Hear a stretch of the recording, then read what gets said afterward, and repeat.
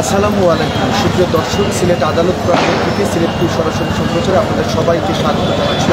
তালুকদার 21 আগস্টের যে আলোচিত গ্রেনেড হামলা মামলা হয়েছিল, সেই মামলায় বিএনপির চেয়ারপারসন, ভারপ্রাপ্ত চেয়ারপারসন তারেক রহমান সহ সব আসামিদেরকে খালাস দিয়েছেন আদালত।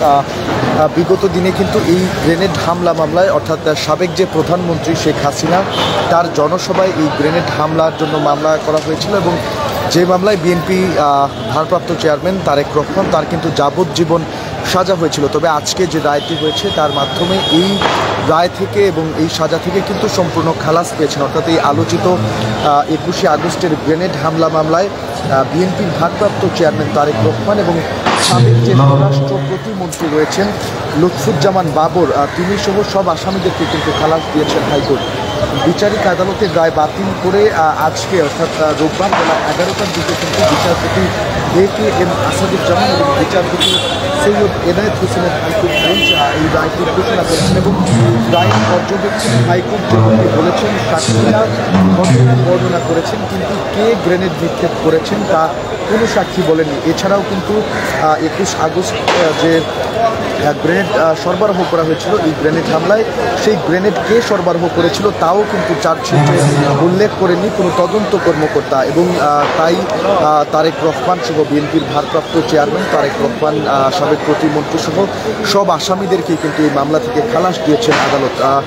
এবং আমরা যেমনটা জানতে পেরেছি, আরও এর আগে কিন্তু বেলা 11টার দিকে 21শে আগস্ট গ্রেনেড হামলা মামলার রায় ঘোষণা শুরু করেন বিচারপতি AKM আসাদুজ্জামান এবং বিচারপতি সৈয়দ এনায়েত হোসেনের হাইকোর্ট বেঞ্চ এই রায়টি ঘোষণা শুরু করেন। এবং আপনাদেরকে জানিয়ে রাখতে চাই, গত 21 নভেম্বর শুনানি শেষে রায় ঘোষণার জন্য অপেক্ষমান রেখেছিলেন হাইকোর্ট। সেই সময় আদালতে রাষ্ট্রপক্ষে ছিলেন deputy attorney general Mohammad Jasim Sarkar এবং আসামি পক্ষে ছিলেন আইনজীবী SM শাহজাহান ও শিশির মনির। এবং গত 21 অক্টোবর কিন্তু আলোচিত এই 21শে আগস্ট গ্রেনেড হামলা মামলার ডেথ রেফারেন্স এবং শুনানি শুরু হয়। এবং এর আগে গত 23 অক্টোবর গ্রেনেড হামলা মামলার ডেথ রেফারেন্স ও আপিল শুনানির জন্য কিন্তু বিচারপতি AKM আসাদুজ্জামান এবং বিচারপতি সৈয়দ এনায়েত হোসেনকে নিয়ে গঠিত বেঞ্চে এটি পাঠানো হয়। এবং আপনাদেরকে একটু জানিয়ে রাখতে চাই, 2004 সালে কিন্তু 21শে আগস্ট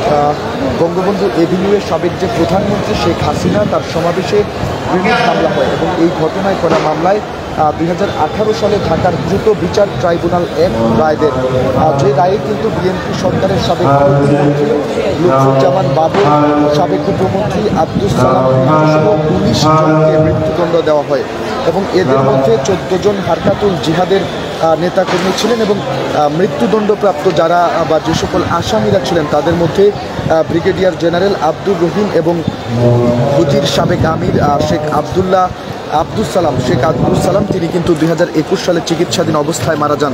এছাড়াও বিএনপির যে এই মামলায় কিন্তু বিএনপির ভারপ্রাপ্ত চেয়ারম্যান তারেক রহমান, বিএনপি নেতা হারিস চৌধুরী, কাজী শাহ মুফাজ্জল হোসেন সহ আরও 19 জনকে যাবজ্জীবন সাজা দিয়েছিলেন আদালত এবং বিভিন্ন মেয়াদে 11 জনকে দণ্ড দেয় আদালত। এরপর কিন্তু ওই বছরই হাইকোর্টের ডেথ রেফারেন্স আসে, পাশাপাশি দণ্ডিত কারাবন্দীরা আপিল করেন। এরপর থেকে কিন্তু তারেক রহমান দেশে ফিরতে পারছিলেন না। এই মামলাটির কারণে সহ অন্যান্য সংশ্লিষ্ট যারা আছেন তারা এখন মনে করছেন যে যেহেতু এই মামলায়, অর্থাৎ আলোচিত 21শে আগস্টের গ্রেনেড হামলা মামলায় তারেক রহমান সহ সব আসামিদেরকে খালাস দেওয়া হয়েছে সম্পূর্ণ, সেক্ষেত্রে তারেক রহমানের দেশে ফিরতেও এখন আর কোনো বাধা রইল না।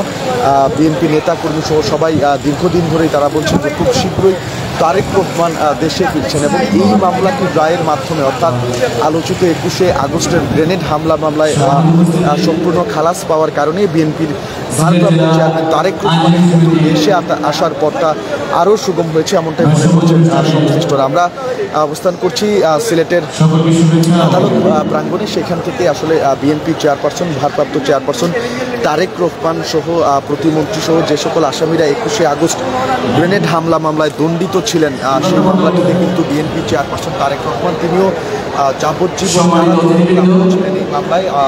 আজকে যে 11টার দিকে আদালতে প্রায় মাত্র মামলা থেকে কিন্তু সম্পূর্ণ খালাস পেয়েছেন সকল আসামিরা। এর মধ্য দিয়ে তারেক রহমানের দেশে ফেরার কথা আরও শুরু হয়েছিল, তাই সংশ্লিষ্ট নেতৃবৃন্দ সকলেই। দর্শক, এই ছিল 21শে আগস্টের আলোচিত গ্রেনেড হামলা মামলায় ভারপ্রাপ্ত চেয়ারম্যান তারেক রহমান সহ সকল আসামিদের খালাসের ব্যাপারে আমার কাছে সর্বশেষ তথ্য। আমাদের সাথে থাকার জন্য সবাইকে অসংখ্য ধন্যবাদ জানাচ্ছি। অবশ্যই সিলেট চোখ রাখুন।